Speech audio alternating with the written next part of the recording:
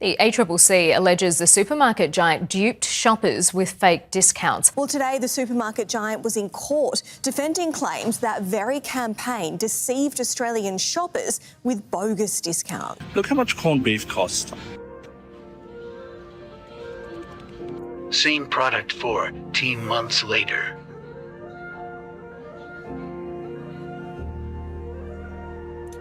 Each of Woolworths and Coles in the Woolworths prices dropped promotion and the Coles down promotion misrepresented the price discounts that they were making. This is the case of the century.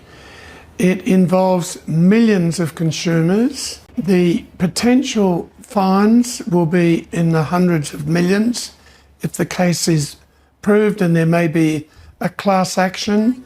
You're walking out, really? No. Can we just talk through Brad for a sec? Here's what Coles and Woolworths don't want you to know. Your family's grocery bill is $6,200 more than it was in 2019. Not a guess, not a feeling. That's what happens when Australian grocery prices rise 24% in 5 years, which the ACCC just confirmed, applied to what the average household spends every week. $60 more every single week just to eat the same food. And the ACCC's own report says the supermarkets collecting that money are among the most profitable on the planet. In this video, I'm going to show you exactly where that $6,200 went, who took it, how they took it, and what the data says is coming next. Let's get into it. So let's start with your trolley. The ABS confirmed that food and non-alcoholic beverage prices have risen 23% between March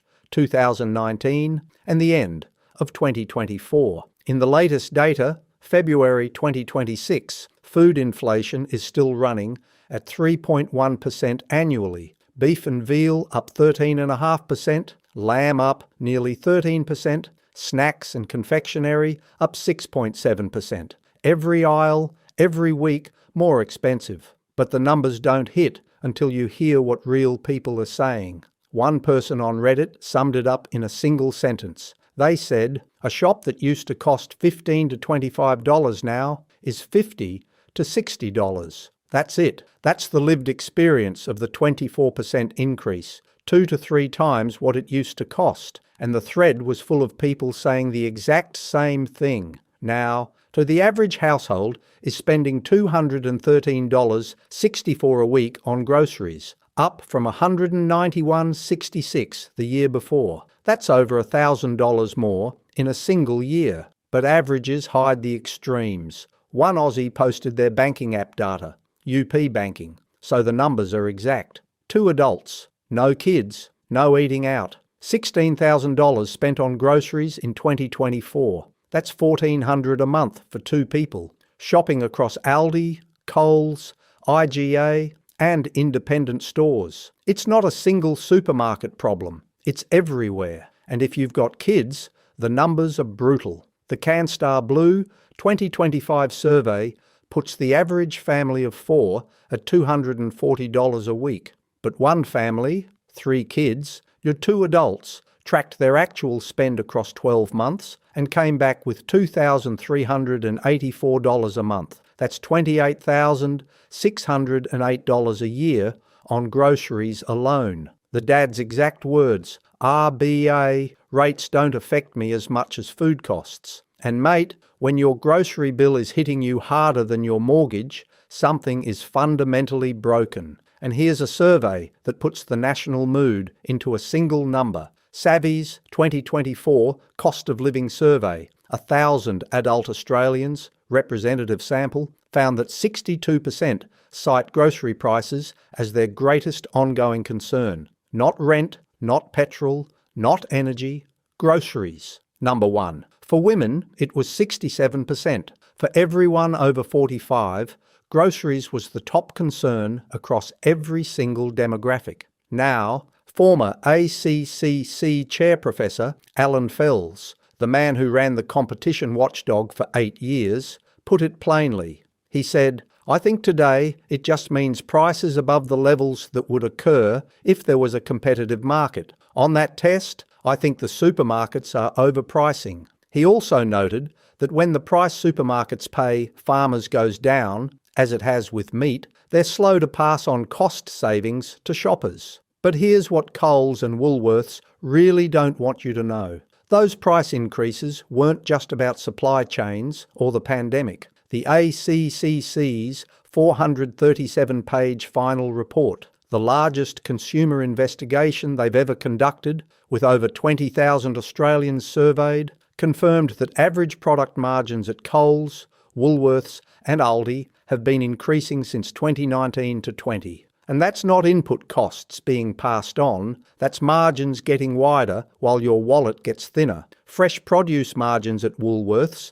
hit 43% on potatoes, 38% on cucumbers, 35% on bananas, and the ACCC's own conclusion, in black and white, is that Coles and Woolworths operate in an oligopolistic market structure with limited incentive to compete vigorously with each other on price. And what's inside that report is worse than you think, right? So let's talk about how this actually works. Start with the market. Woolworths holds 38% of supermarket grocery sales nationally. Coles holds 29%. Together, that's 67 cents of every dollar Australians spend on groceries. Aldi, about 9 cents. Everyone else fights for the rest. In the UK, 5 major chains compete for your weekly shop. In the US, there are multiple chains in every city. Here, 2 companies run nearly 2,000 stores, generating over $80 billion in combined revenue.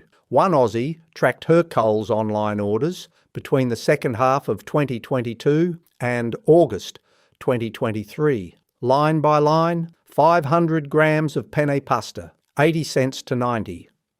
4-pack of 4 and 20 meat pies, $7.50 to $8.50. 700 grams of tasty cheese, $7.50 to $10, a 33% jump in 1 year, and canned tomatoes, store brand, 80 cents to $1.30. That's a 62% increase on canned tomatoes. Suppliers need to set their recommended retail price at a higher level, knowing they will have to offer deep discounts for much of the year. I'm guessing that the normal price of this is probably over $30. In fact, yes, it is, $31. It's on special for $14.50. Her exact words, items that used to be under $10 a kilo are creeping up to $15. And it's not just gradual increases. Well, one verified shopper on productreview.com.au, a platform that requires authenticated purchases, reported a product going from one price to double in under a week. Their exact words, the price is now $8.50 for 400 grams and $7.50 for 200 grams, a price rise of 100% in a little under a week. That's not inflation, that's something else entirely. Now, the ACCC also took both Coles and Woolworths to federal court for their fake discount schemes. Woolworths applied prices dropped labels to 266 products over 20 months, products where the price had been raised by at least 15% first, then dropped back to a level still higher than the original. Coles did the same, with 245 products over 15 months with Down, 511 products between them, tens of millions of units sold. ACCC chair Gina Cass-Gottlieb called the discounts illusory. She also alleged that in many cases, both supermarkets had already planned the discount promotion before implementing the price spike, meaning the spike existed solely to create a fake WAS price. That they then increased the price for a short period. And then thirdly, they brought the products into the prices dropped long-term promotion campaign, the down long-term promotion campaign, representing that they were discounted when actually the price was higher than or the same as the previous regular price. To be fair, supermarket input costs have genuinely risen since the pandemic. Transport, energy, labour, packaging, all of it. But the ACCC data shows that retail margins increased faster than input costs. The Alan Fels ACTU inquiry found the specific numbers, bread and cereals up 24.1% cumulatively since March 2021. Milk up 22.7%. Eggs up 19.7%. And the ACCC's own conclusion, at least a portion of the grocery price hikes have resulted in added profits for Aldi, Coles, or in Woolworths, not just cost pass-through, profit extraction. And then there's what's happening to the people who actually grow your food. Lucy Gregg, General Manager of Ausveg, the peak body for Australian vegetable growers, told an ACCC public hearing, "We often refer to vegetables or fresh produce as clickbait. It's the way to get people in the store. Sometimes supermarkets sell below what they've bought it for. But also, at the same time, the grower is often selling below the cost of production as well. Fresh produce as clickbait. That's the industry's own words. And the consequences are real." Aus's own submission to the ACCC inquiry, filed under oath, states that 37% of vegetable growers surveyed in January 2024 said they were considering walking away from farming. And nearly 4 in 10 growers thinking about quitting. That's not a labour issue, that's a food security issue. And it's not just pricing, it's preventing competition from existing. The ACCC found that Woolworths holds 110 undeveloped supermarket sites. Coles holds 42. That's 165 sites they've purchased to sit empty, to stop a competitor from building there. Land banking. They're buying the ground so nobody else can set up shop.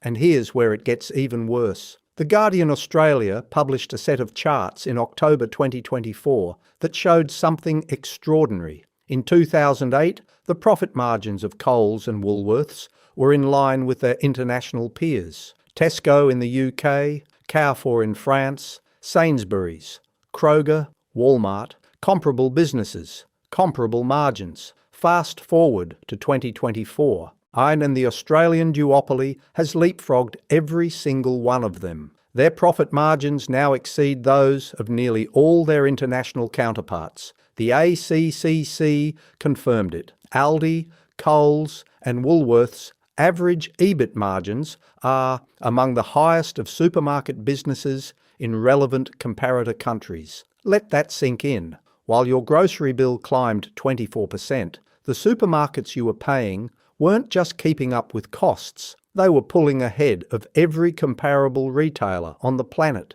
And it's not just Sydney or Melbourne, it's nationwide. So what does the data look like when you compare Australia to the rest of the world? The Numbeo Groceries Index for 2024 ranks Australia at 73.9, virtually identical to the United States at 74.2, the UK 55.5, Germany 57.6, Japan 55.4. That means a typical Australian grocery basket costs roughly 25% more than the same basket in Britain or Germany or Japan. But here's the difference. The US has Walmart, Costco, Target, Kroger, Aldi, Whole Foods, Trader Joe's and dozens of regional chains, all competing for your dollar. We've got 2 companies controlling 67% of the market. Edith Cowan University researchers, Associate Professor Flavio Macau and Dr. Alex Wang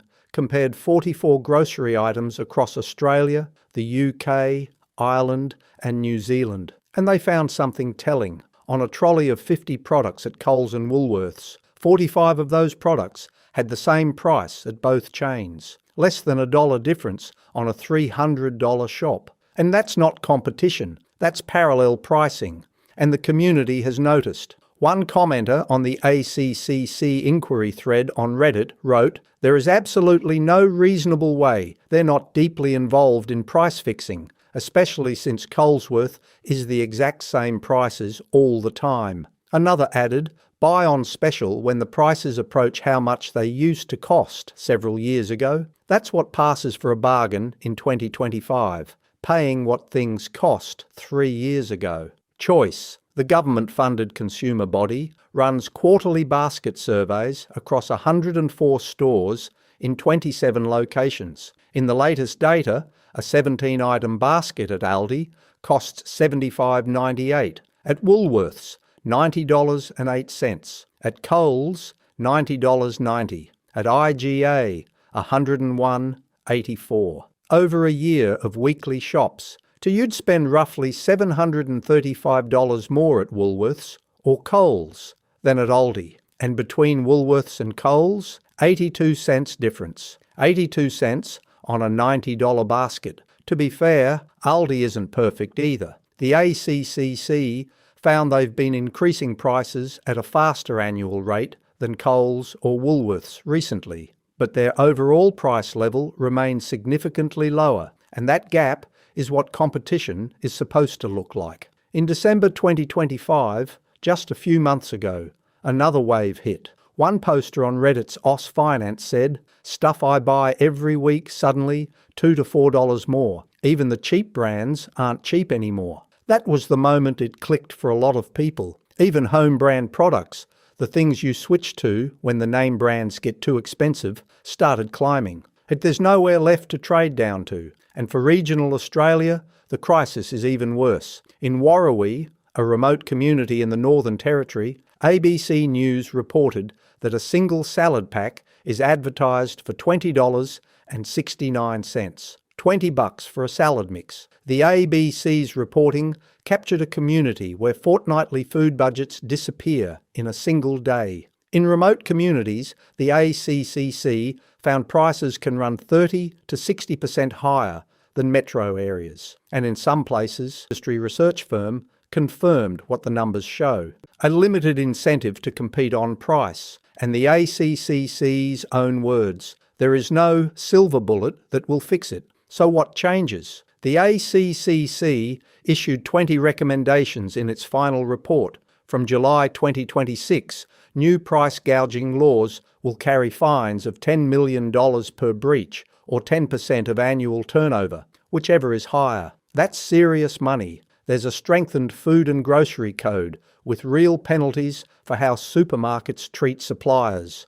Better unit pricing, loyalty program transparency, disclosure rules for shrinkflation. And in February 2026, the Coles federal court case opened. The ABC called it the case of the century.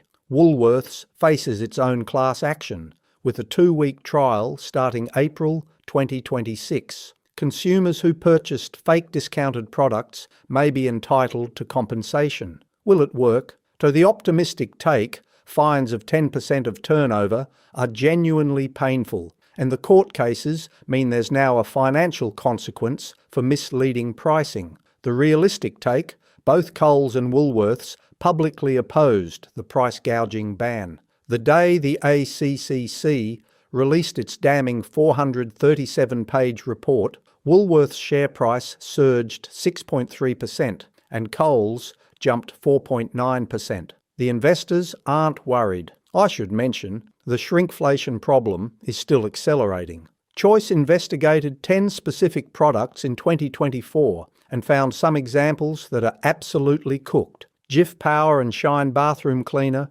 went from 700 millilitres for $2.50 to 500 millilitres for $4. That's a 122% increase per 100 millilitres. Same branding, the same shelf position, just less product for more money. To be fair, the ACCC's recommendation for mandatory shrinkflation disclosure is a step in the right direction. If it becomes law, supermarkets would have to tell you when a product has reduced in size. Whether that's enough to change the trajectory, that's up to the federal government. If you're a family spending $300 a week on groceries, the ACCC says you're feeding a duopoly with profit margins among the highest on earth. And the data shows you've paid roughly $6,200 more than you would have in 2019 for the same food. If you're a pensioner stretching $60 into a week of meals, the shrinkflation data means every quarter you're getting less food for the same money,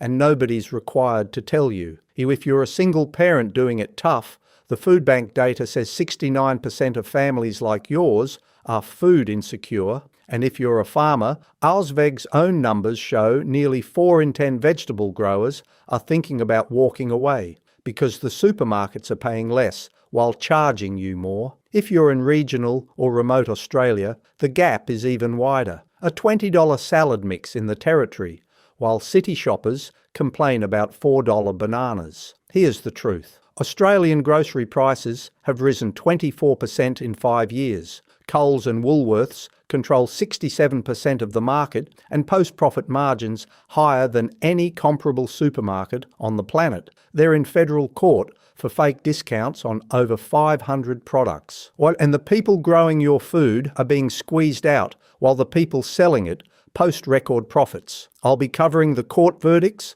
the class action, the shrinkflation data, and every ACCC update as it happens. Subscribe to the Mawson Report so you don't miss the next video. Thanks for watching. See you in the next one.